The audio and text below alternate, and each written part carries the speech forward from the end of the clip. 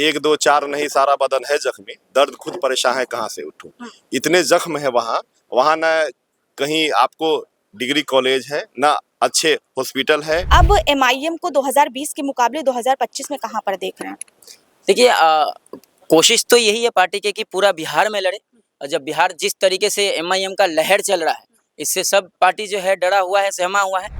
जो so called secular party है, ये सिर्फ हम मुसलमानों का वोट लेने का काम करते हैं, लेकिन हमें हिस्सेदारी किसी भी चीज़ में देना नहीं चाहता। इसलिए एमआईएम हमारा आवाज़ बन के हमारे लिए लड़ाई लड़ता है। 2% वाले लोग डिप्टी सीएम की दावा करते हैं और हम 20% होके हमारी भागीदारी की कोई बात ही नहीं होती। हमें लोग दरी बिछाने वाले समझते हैं। जब से ये ऑपरेशन सिंदूर हुआ है, तब से सबको समझ में आया है कि अगर असली पार्टी कोई है तो वो एमआईएम है। हिंदू मुस्लिम यादव तक के ये मूड बना लिए हैं कि अब की बार ये लड़के को विधायक बना दो, बड़राज बदल जाएगा। दुश्मन के दुश्मन जो होते हैं दोस्त होते हैं, तो भाई तुम्हारे भी दुश्मन हमारे भी दुश्मन, तो दुश्मन के दुश्मन तो दोस्त होते हैं ना।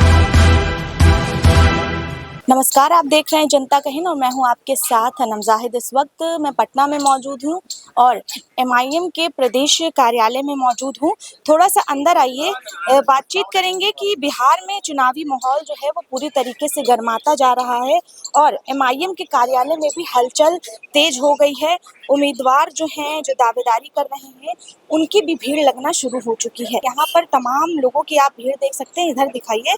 ये सभी दावेदारी कर रहे हैं एमआईएम से टिकट को लेकर। देखिए, चुनाव आता है तो सभी लोग मैदान में उतरते हैं, लेकिन टिकट मिलना ना मिलना वो तो आने वाले समय की बात होती है। तो बातचीत करने की कोशिश करेंगे यहाँ पे लोगों से। सर, क्या नाम है आपका? नजीब अहमद। क्या लगता है एमआईएम जिस तरीके से चुनावी मैदान में है और एक आरोप लगता था कि मुस्लिम वोट बैंक को काटने के लिए, मुस्लिम वोटर्स को आरजेडी की तरफ से काटने के लिए एमआईएम चुनावी मैदान में है, अब कई हिंदू कैंडिडेट भी एमआईएम मैदान में उतार रहे हैं, उसको कहाँ पर देख रहे हैं एमआईएम? नहीं, एमआईएम ऐसा कोई नहीं है कि खास करके मुसलमानों का पार्टी है। ये धर्मनिरपेक्ष पार्टी है, इसमें सभी जाति सभी धर्म मजहब के लोग इसमें हैं और सभी लोग अपना टिकट ले रहे हैं और कोशिश भी कर रहे हैं कि सभी पार्टी को दें।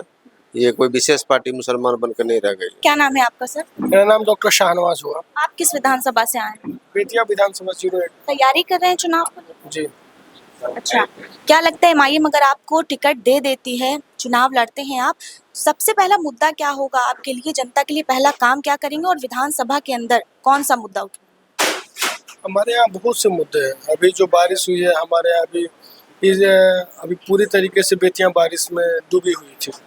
ठीक है, हमारे यहाँ काम की बहुत से मुद्दे हैं और स्वास्थ्य सिस्टम को भी हमारे यहाँ डेवलप करने की ज़रूरत है। बहुत से मुद्दे हैं, रोड की भी सिस्टम हमारे यहाँ दिक्कत ही दिक्कत। अगर मैं विधायक बनता हूँ और लोगों ने मौका दिया, इंशाल्लाह अगर पार्टी ने टिकट दी तो इंशाल्लाह अपने यहाँ जो स्वास्थ्य सिस्टम है और अपना जो रोड का सिस्टम है, ये सब सही करेंगे। आपके सामने और भी विकल्प थे, और भी पार्टियां थी, एमआईएम को ही चुनना बेहतर क्यों समझा? देखिए, पहले मैं भीम आर्मी का प्रदेश महासचिव रह चुका हूँ और मैं ये देख रहा हूँ, कुछ दिन पहले से मैं देख रहा हूँ 2% वाले लोग डिप्टी सीएम की दावा करते हैं और हम 20% होके हमारी भागीदारी की कोई बात ही नहीं होती। हमें लोग दरी बिछाने वाले समझते हैं। क्या लगता है एमआईएम अगर टिकट दे देती है, सबसे पहला काम क्या करेंगे जनता के लिए, और विधानसभा के अंदर जाते हैं तो पहला मुद्दा कौन सा उठाएंगे? देखिए, हमारे यहाँ सबसे बड़ा मुद्दा जो है अभी प्राथमिक स्वास्थ्य जो है, वहाँ पे इतना लाचार व्यवस्था है कि जिसका कोई हद नहीं। आए दिन वहाँ से शिकायत आती है और देखा जाता है कि कभी इसके इलाज के अभाव में मरीज मर गए, कभी डॉक्टर नहीं है, कभी दवाएं नहीं हैं। तो स्वास्थ्य भी रहेगा और शिक्षा है और इससे क्या कहते हैं कि बेरोजगारी है, ये सारे मुद्दे हैं हम लोगों के। इस बार 2020 के मुकाबले 2025 की बात की जाए, एमआईएम की भूमिका को कैसे देखते हैं? एमआईएम की भूमिका तो आपके नज़र के सामने है कि 2015 से पहले जो पार्टी को कोई नहीं जानता था, आज पूरे बिहार में पूरब से लेकर पश्चिम तक और उत्तर से लेकर दक्षिण तक पूरे बिहार के चौहद्दी तक लोग इसको जान रहे हैं। और आप देख रहे हैं कि यहाँ पे पार्टी ऑफिस में कितना हुजूम लगा हुआ है, लोग दावेदारी करने के लिए एक एक सीट से दो दो तीन तीन उम्मीदवार हैं। तो ये भूमिका है। टिकट मांग रहे हैं आप एमआईएम से? बिल्कुल, अगर पार्टी चुनाव लड़ाएगी तो हम लड़ने के लिए तैयार हैं। वहाँ पे तैयारी हमारी बढ़िया से चली हुई है। अच्छा, आपके सामने और भी तमाम पार्टियां थी, आप किसी की भी पार्टी में जा सकते थे, चुन सकते थे, एमआईएम को ही चुनना क्यों बेहतर समझा? जी देखिए, एमआईएम तीसरा मोर्चा रूप लेकर अपने बिहार में आई है। ठीक है, तो नई पार्टी मतलब अभी है, लेकिन पहले से तो पार्टी पुरानी है और इस पार्टी की विचारधारा बहुत अच्छा है। ये दलित, शोषित, वंचित और आरोप ये लगते हैं कि ये सिर्फ एक वर्ग की पार्टी। जी नहीं, ये ऐसा कोई बात नहीं। हम तो राजपूत समाज से हैं। मेरा नाम मंजीत कुमार सिंह है। आप राजपूत समाज से हैं, टिकट को लेकर आए हैं। अगर मान लीजिए आपको टिकट नहीं मिलता है, किसी और को मिलता है, तब भी पार्टी के साथ मजबूती के साथ बने रहेंगे या सिर्फ मतलब टिकट तक? नहीं नहीं, हम कल भी पार्टी के साथ थे और आने वाले समय में भी पार्टी के साथ रहेंगे। किस विधानसभा से आए हैं? लोकहा विधानसभा से। टिकट को लेकर आए हैं यहाँ पे? जी, टिकट को लेकर के आए। तैयारी कर रहे हैं आप? हम नहीं तैयारी कर रहे हैं, हम समर्थन में आए।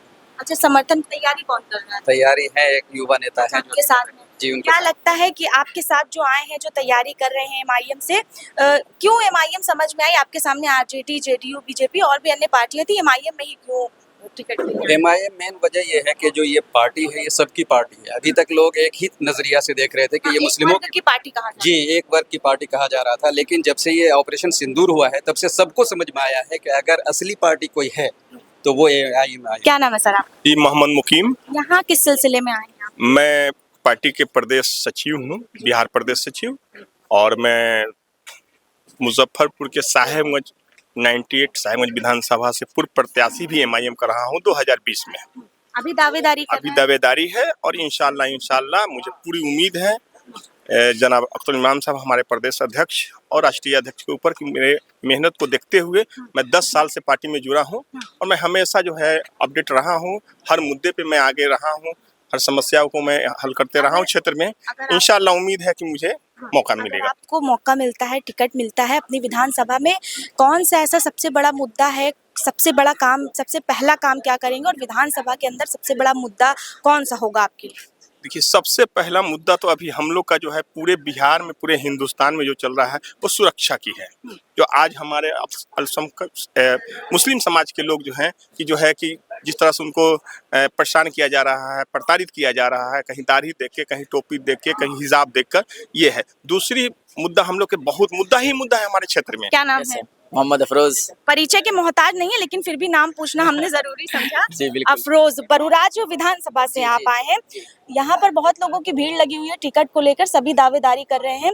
आप भी टिकट को लेकर बातचीत करने के लिए आए हैं। क्या लगता है, अगर मान लीजिए आपका टिकट कंफर्म हो जाता है, अपने क्षेत्र में पहला काम आप क्या करेंगे और विधानसभा के अंदर पहला मुद्दा कौन सा होगा आपके लिए? देखिए, हमारे विधानसभा में जो है वहाँ पर हॉस्पिटल नहीं है। बहुत सारे नेता आए, विधायक बने, एमपी बने वहाँ से, लेकिन आज तक किसी ने हमारे विधानसभा में विकास नहीं किया। हॉस्पिटल नहीं है, दूर दराज हॉस्पिटल के लिए जाना पड़ता है, वहाँ के जो जनता है उनको बड़ा तकलीफ होती है। तो हमने ये घोषणा किया है कि अगर लोग हमें चुन के लाते हैं और विधायक बनाते हैं तो हम वहाँ पर जो है 3 हॉस्पिटल देने का काम करेंगे और 10 एम्बुलेंस फ्री होगा। और जो युवा है, जो मेरे साथ खड़े हैं युवा, वो बहुत बड़ा मेरा ताकत है, तो उनके लिए जो है हमने क्रिकेट मैदान का घोषणा किया है। और किसान जो है परेशान है, जो किसान जो है किसानी करना छोड़ दिया है और वो बाहर जाके कमा रहे हैं, तो उनके लिए भी हमारे पास प्लान है।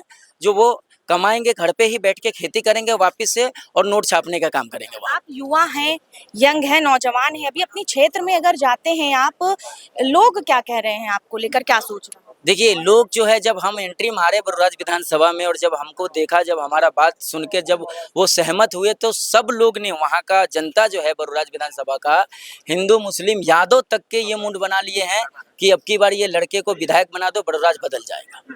तो ये कहना है लोगों का और लोग जो है सपोर्ट कर रहे हैं। हम जहाँ जा रहे हैं बहुत बढ़िया रिस्पॉन्स रह रहा है।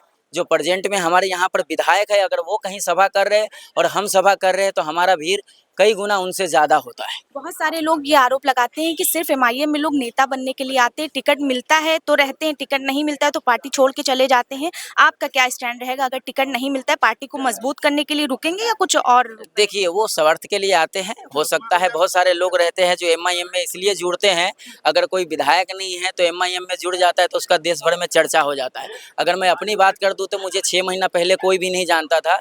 जब मैं एमआईएम का दामन पकड़ा, अख्तरुल इमान साहब के छत्र छाया में रह के जब काम करना शुरू किया है, तो मुझे पूरा देश जान रहा है। तो उस हिसाब से अगर इनके लिए काम करेंगे, हम एमआईएम के लिए, टिकट मिले ना मिले वो पार्टी तय करेगी। अख्तरुल इमान साहब वैसे साहब तय करेंगे कि टिकट किसको देना है। हम उस लायक होंगे तो हमको टिकट मिलेगा, नहीं होंगे हमको नहीं मिलेगा। तो इससे कोई आपत्ति वाली बात नहीं है, इसे पार्टी से अलग नहीं होना चाहिए।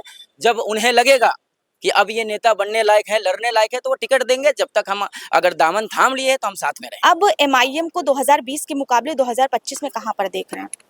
देखिए, कोशिश तो यही है पार्टी के कि पूरा बिहार में लड़े, और जब बिहार जिस तरीके से एमआईएम का लहर चल रहा है, इससे सब पार्टी जो है डरा हुआ है, सहमा हुआ है।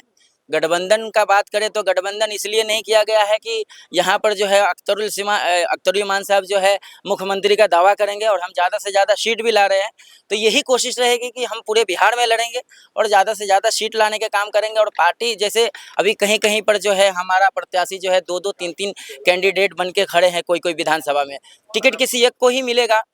तो उम्मीद यही करता हूं और मैं गुजारिश करता हूं उन लोगों से कि किसी भाई एक को टिकट मिले तो आप लोग जो है समर्थन करने का काम करिए, ना कि उनके खिलाफ में खड़ा नहीं होइए। सर नाम बता दीजिए अपना। मेरा नाम मोहम्मद मुर्शीद आलम है। किस विधानसभा से हैं आप? मैं जोकीहाट विधानसभा से हूँ, जो अररिया जिला में पड़ता है। दावेदारी कर रहे हैं आप, मैदान में हैं चुनाव लड़ने के लिए। एमआईएम पार्टी ही क्यों समझ में आई, जिस पर आरोप लगते हैं एक वर्ग की पार्टी है, अन्य पार्टियां भी थी, आप उसमें भी जो है जा सकते हैं? सबसे पहली बात कि आरोप लगाने वाले ही गलत है। एमआईएम हिंदुस्तान में इतने पार्टियां हैं और दूसरी पार्टियां जब लड़ता है तो आप ये क्यों नहीं लगाते हैं बीजेपी का बी टीम है। अभी जन स्वराज कल की पार्टी है, बीजेपी हम एमआईएम से बाद की पार्टी है, आरजेडी बाद की पार्टी है, मजलिस इत्तेहादुल तो इन लोगों से पुरानी पार्टी है। सभी लोगों को चुनाव लड़ने का हक है और लड़ता है। रही बात यह है कि भाई हम लोग तो चाहते थे कि जो लोग ये इल्ज़ाम लगाता है कि भाई वो बीजेपी का बी टीम है, सबसे पहली बात तो इस बात को वो खारिज करे अपने ज़बान से। रही बात कि हम लोग तो चाहते थे कि भाई फासिस्ट जो ताकत है, फिरका परस्त जो ताकत है, उनको रोकने के लिए जितने सेकुलर पार्टियां हैं उसका जो गठबंधन बना हुआ है, इंडी गठबंधन जिसको बोलते हैं या महागठबंधन। एमआईएम ने जिस तरीके से हिंदू एमआईएम से 2 नॉन मुस्लिम कैंडिडेट मैदान में है, राणा रंजीत, बच्चा राय, लगता नहीं ये दाग कहीं साफ होता हुआ दिखाई दे रहा है जो आरोप लगता था एक वर्ग की पार्टी? दाग तो उस दिन साफ हो गया था जिस दिन पुलवामा में 26 हिंदू समाज के लोगों की मौत हुई। बैरिस्टर असदुद्दीन ओवैसी साहब ढाका में उस दिन एक नारा दिए थे, पाकिस्तान मुर्दाबाद, हिंदुस्तान जिंदाबाद। और इसकी बुनियाद पर उसी दिन पूरे हिंदुस्तान के जो हमारे हिंदू समाज के जो लोग थे, सभी के दिलों में ये लगा कि वाकई ये पूरे हिंदुस्तानियों का रहनुमा है, ना कि कोई एक जाति विशेष मुसलमानों का नेता है। ये सभी हिंदुस्तानियों का नेता है और हिंदुस्तान के सभी वासियों का दर्द इनके सीने में है। किस विधानसभा से? 12 नरकटिया विधानसभा चंपारण का क्षेत्र है और चंपारण सत्याग्रह की भूमि रही है और मैं जहाँ से आता हूँ वो बतख मियां अंसारी की शहादत की भूमि है। ऐसा क्या दिख गया आपको अपनी विधानसभा में कि आपने ये सोच लिया कि हमें चुनाव लड़ना चाहिए और मजलिस से ही लड़ना चाहिए? 1 2 4 नहीं, सारा बदन है जख्मी, दर्द खुद परेशान है, कहाँ से उठूं।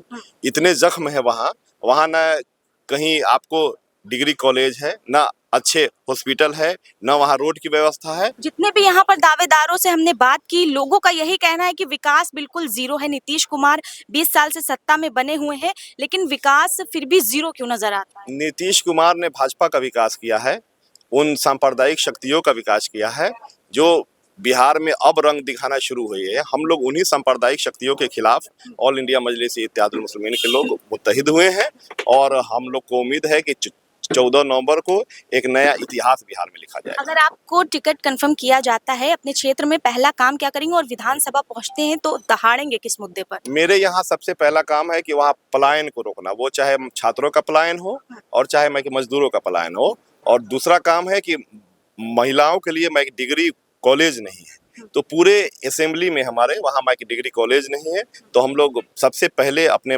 जो है 2 काम में इन्हीं को रखे हुए। किस विधानसभा? किशनगंज विधानसभा से हैं, दावेदारी कर रहे हैं।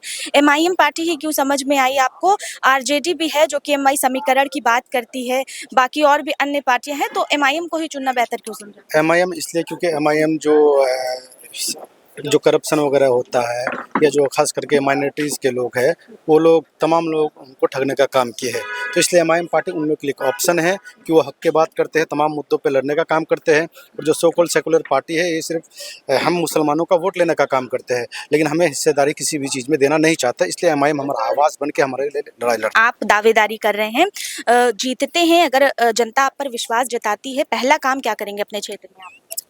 हमारे क्षेत्र में ड्रेनेज सिस्टम को बहुत ज़्यादा दिक्कत है, पानी के निकासी का। पिछले विधानसभा चुनाव में भी मुख्य मुद्दा यही रहा था, हम लोगों ने उस वक्त आरजेडी के लोगों को सपोर्ट किया था, तो यही मुद्दा था कि भाई आपको ड्रेनेज सिस्टम सही करके देना है।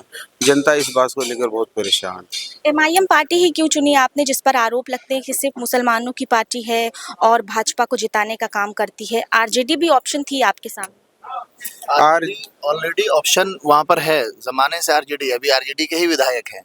लेकिन आरजेडी को जिस तरह से 2020 में लोगों ने वहां पर झोला भर भर के वोट दिया, वन साइडेड गोया के वोट गया उनको, लेकिन बस वोट मैंने लेने तक आरजेडी के कैंडिडेट वहां दिखे, उसके बाद 5 साल तक तो ऐसे गायब हो गए जैसे गधे के सर से सींग। असदुद्दीन ओवैसी ने जिस तरीके से अभी सीमांचल न्याय यात्रा करी और बिहार के अलग अलग जिलों में भी वो दौरा कर रहे हैं, जनसभाएं कर रहे हैं, पार्टी को कितना मजबूत देख रहे हैं 2020 के मुकाबले? देखिए, पार्टी इस मर्तबा बहुत मजबूत है, 2020 के मुकाबले में बहुत बेहतर पोजीशन में है। 2020 में आपने भी देखा, सबने देखा कि भाई ये पार्टी सीमांचल तक महदूद रही, सीमांचल तक ही अपने कैंडिडेट को लड़ा, उसमें भी सिर्फ 5 आदमी को चुनाव लड़ाया गया और उससे ज़्यादा की चूँकि उस वक्त भी यही कोशिश थी कि भाई गठबंधन हो जाए, लेकिन बहरहाल उस वक्त भी नहीं हुआ, ये बात बाहर नहीं आई थी। इस मर्तबा साबित किया गया कि भाई जो इल्ज़ाम लगा पिछले मर्तबा कि आप गठबंधन में आना नहीं चाहते हैं, तो हमारी पार्टी ने और हमारी पार्टी के जो प्रदेश अध्यक्ष हैं जनाब अख्तरुल ईमान साहब, इन लोगों ने जितनी कोशिश हो सकती थी पूरी कोशिश की कि भाई आ जाओ, गठबंधन में आ जाओ, हमको साथ में लो, हमारे साथ लड़ो, क्योंकि जो आप चाहते हैं कि भाई जो फासिस्ट ताकतें हैं, जो इस तरह की जो सोच रखने वाली जो पार्टियां हैं बीजेपी, इनको हम भी चाहते हैं कि दूर करें सत्ता से, आप भी यही चाहते हैं। तो जब अगर हमारे और आपके सोच एक है तो आइए फिर एक जगह मिल करके बात करते हैं। वो कहते हैं ना, दुश्मन के दुश्मन जो होते हैं दोस्त होते हैं, तो भाई तुम्हारे भी दुश्मन हमारे भी दुश्मन, तो दुश्मन के दुश्मन तो दोस्त होते हैं ना, तो फिर आओ दोस्ती का हाथ बढ़ाते हैं। हमारे तुम्हारे दरमियान कुछ अख्तलाफात होंगे, गठबंधन न करने का कारण क्या मानते हैं? भाई गठबंधन न करने का सिर्फ एक कारण है कि गठबंधन करने से इनके साथ मसला ये है कि ये मुसलमानों को किसी भी हाल में लीडर के तौर पर नहीं देखना चाहते। सलमान पूरी तरीके से जागरूक हो गया, कंप्लीट जाग चुका है मुसलमान, अब बहकावे में नहीं आने वाला। वो जिन लोगों को इन्होंने ठगा, वो उनकी उम्र हो चुकी है, अब ये नई जनरेशन है, इन्हें बात समझ आती है, ये सब चीज़ देखते हैं, तो ये नया एक ऐसा फैसला करेंगे कि बिल्कुल चौंकाने वाला रिजल्ट आएगा और ये ख्वाब की जो नींद में ख्वाबो खरगोश में जो मस्त हैं, ये इनसे बेदार होने का अब उनको फुर्सत नहीं मिलेगा। ये समझिए कि कहानी इनकी ख़त्म होने वाली है। ये वो कह रहे थे ना अभी इनके पार्टी के वो जो थे, जो राज्यसभा में, कि साहब आप हमारी मदद करना चाहते तो चुनाव क्यों लड़ेंगे, बाहर आ जाइए, छोड़ दीजिए। तो ये नहीं कह रहे, ये इनका अहंकार कह रहा है। या बात करने के लिए तो हम एमआईएम प्रदेश कार्यालय में मौजूद है, जो कि अभी पटना में है, पटना में मौजूद है और तमाम यहाँ पर जो दावेदारी कर रहे हैं एमआईएम पार्टी से टिकट को लेकर यहाँ पर आए हैं बातचीत करने के लिए, उन तमाम दावेदारों से हमने बातचीत की, तमाम मुद्दों पर चर्चाएं की। आपकी क्या राय है, हमें कमेंट सेक्शन में अपनी राय जरूर दीजिएगा। बने रहे और देखते रहे जनता का।